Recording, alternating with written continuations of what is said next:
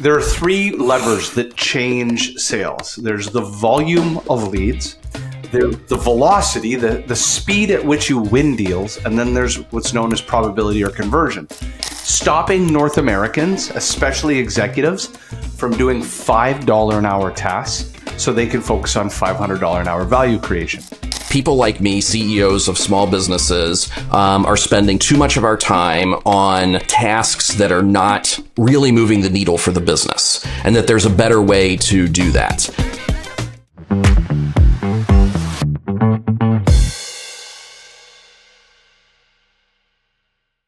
Welcome to Outsource to Profits. I have a fantastic guest, Jerry. Jerry, do you mind describing who you are, what you do, and how you serve the world? Yeah, absolutely. Appreciate the opportunity to be here, Jamie. My name is Jerry Gennaria. I'm the CEO and president of TOKY. We're a branding and strategic planning firm located in St. Louis, Missouri in the U.S. And we focus on professional service firms and healthcare businesses. We do a lot of work within the built environment, working with architects and engineers. You and I, before we started recording, started talking about the importance of brand differentiation. That's what we're going to dive into. I'm going to tell a quick story because this is how you help kind of phrase what we wanted to cover. What is your experience, good or bad, that formulated a point of view? It's almost like legacy biases that hard-coded into your brain your frame of reference of why you start a business, why you're doing what you're doing. You know, Simon Sinek always talks about the why, what, or the what, the how, and the why. When I started Get Levrg, it was based on an acute pain that happened to me. I grew a large sales training company that hit a financial brick wall, and I recorrected myself and the profitability of that business through using offshore talent. That offshore talent prevented myself and my North American teammates, and this is the quote, this is the brand differentiation, stopping North Americans, especially executives, from doing $5 an hour tasks so they can focus on $500 an hour value creation. That singular phrase was the catalyst to this whole business and how it grew the way it did. So, Jerry, do you mind describing for the audience, you get airdropped into hundreds of professional services firms. They all look alike and they sound alike. Imagine accounting firms. Where are you spotting the vanilla based messaging? Like, what is the telltale signs that there is no differentiation in the business? Yeah, no, that's a really good question. What we hear more than anything is a lot of the same kinds of differentiation messages. It's uncanny when you work with as many of these firms as we have, how many times you will quickly in these conversations hear a handful of things. And the number one is our people make the difference. And it's an interesting thing because it is 100% true. Absolutely. In a professional service firm in particular, your people absolutely make the difference.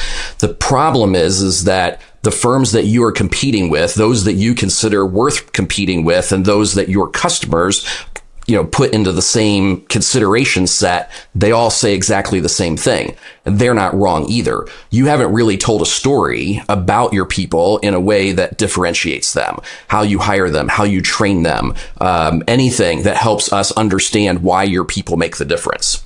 What's interesting about what you just described in why you founded your business is that you had a unique point of view, what we call a brand truth, about the industry, about your customers, that people like me, CEOs of small businesses, are spending too much of our time on tasks that are not really moving the needle for the business, and that there's a better way to do that. That is something that is a unique point of view to why you started the business that you have. And it gives you a platform like you just did to be able to tell your story. And you can leverage that in thought leadership. You can leverage that in your pitches. And no longer are you talking about, the technology platform that allows you to connect founders and CEOs with, talent overseas, or some other kind of thing that is either not really a differentiator or only will be for a short period of time. It's really all about, how you look at the industry. For us, this idea of a lack of differentiation is our unique point of view. It's our brand truth that we can drop into those situations like you just described. And, take that example of a CPA. So you're looking for a CPA to do your taxes, and you're going to start by, thinking about, do I know somebody already that I've worked with in the past? I'm going to engage them. And let's imagine it's your personal taxes for just a second. And you're going to, you don't know anybody. So you don't have a first degree relationship. You're going to try a second degree relationship. Who do I know in my immediate circle, friends, family, colleagues who work with somebody that they like? You don't find anybody, so you look at a third degree relationship. So you go to LinkedIn, you start pinging your network. Hey, does anybody have a CPA that they recommend?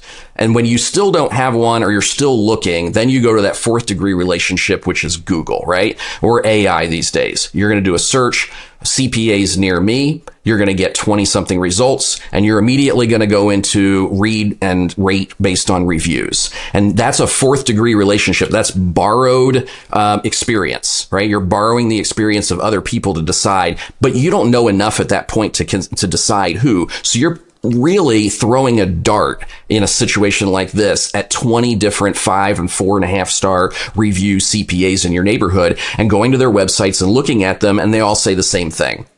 We have combined 120 years of experience. We know the tax code better than anybody, and we can get you all of the refunds, et cetera. They all say exactly the same thing. Yeah, exactly. But imagine that one of them says, we specialize, or we really focus on parents of young children who know that they need to save for college. College costs a lot of money. It's something that's really, on the mind of parents. And if there's a way to use your taxes to save some money on that, it's not doing something that other CPAs can't do. They all know all those same ideas and tricks, but this group is really focusing on it. And now their thought leadership and all of their content can be around that idea. And it may not even be just about taxes. Now they can be talking about, hey, your kid's about to go off to college. Here's the top 10 things that you should know when you drop your kid off for college for the very first time. Or just had a baby. Here's the top 10 things that you can be doing to get ready to send your kid to college. So it gives them all kinds of platforms for being able to communicate. I think what scares founders and CEOs and CMOs about this is that it feels like it's narrowing the audience, right? So suddenly grandparents aren't interested. People like me who don't have kids aren't interested. People whose kids have already gone to school are not interested. But that's okay, because what you've done is, for your right fit client, you've separated yourself from everybody else. Does it mean they're going to automatically choose you? No, of course not. But does it mean that you're going to be in the top 3 that they're going to pick up the proverbial phone and reach out to? Yeah, probably so. Yeah, there's a great podcast that I listen to for agency owners as well, called the Deep Specialization Podcast. And it's the same sort of concept where in your own mind, you think that you're going to narrow your aperture when you start to narrow down your ideal customer profile. But there are 3 levers that change sales. There's the volume of leads. Yep. There's the velocity, the speed at which you win deals. And then there's what's known as probability or conversion.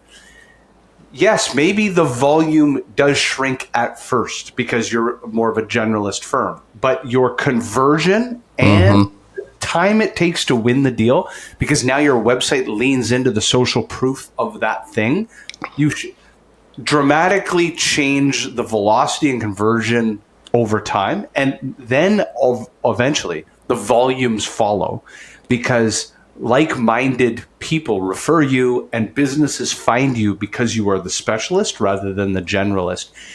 What do you recommend? We always do these kind of short podcasts. Now, if we've situated the problem, how do you recommend a founder, self-assesses that I don't know my brand truth? I sound like everybody else. I'm selling vitamins, not painkillers, kind of thing. Number 2, what are actionable steps they can take to make self-improvement? Yeah, good question. So the first thing I would do as a CMO or a founder is I would either, if I can, extract myself from the situation enough to be objective, then I would be the customer, searching for, for what it is that I do. A lot of times we can't be that objective. So you need to go and find somebody. It doesn't need to be an expert. It just needs to be somebody who is the customer, and have them do the same kind of search to find you and see what happens. Watch them and see what happens. And then look at all of those competitors and what are they saying, and compare what they're saying to what you're saying. And you have to set aside the bias of, well, yeah, but our people actually are better. Because here's the problem. That's a chicken and the egg kind of thing, right? I can't know that you're better until I work with you. Procure your services. Right? Exactly. Yeah. So if you discover that you are mostly saying the same thing, that you do not have that unique thing that's different, that unique point of view, then part 2 to your question, how do I find it?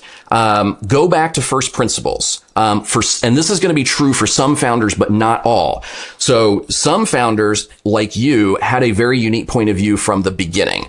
We recognize a problem, and we're here to solve that problem. If that problem is truly something that you can find a unique point of view in it, then that's your answer, right? If that problem still exists, if it's truly unique and you've truly built a process and a system around it, now you need to orient your messaging around that. A lot of founders are what Michael Gerber would call accidental entrepreneurs, right? One day they woke up and he calls it an entrepreneurial seizure. And they think, wow, I could do the same job and I could make all the money instead of my boss. And so they go out and they hang out a shingle. They don't have a unique point of view. They have a skill set. They're a technician, right? So they need to take a step back. And this is very difficult for founders that are in this particular boat. They're really good at doing the work and they have a number of customers, and this is one time you cannot ask your customers, because your customers came to you because you solved a problem for them. But that's not necessarily the problem for everyone. And a lot of times they're leveling up from a less good, if you want to put it that way, a service provider. It's not who you're actually competing with today. So you have to take that step back and you have to say, okay, what is it that I believe after these years of experience, either in my business or in previous businesses, about my industry, my audience, my customers, that I can create a unique point of view around. And what the number one tool for that is the 5 whys. We call it the toddler game, right? If you have a toddler, they're going to ask you these questions, and their favorite word is why. You answer. Go 5 deep on that. Yeah, you can go very deep on that, and that's what you have to do. You have to keep going deep on that. What is the problem that our customers have? Why do they have that problem? Why? Until you get to something where you go, aha. Okay, there's something really interesting here, and there's something that I can focus in on. There's a lot of different ways that you can go about it, but that's a good starting point.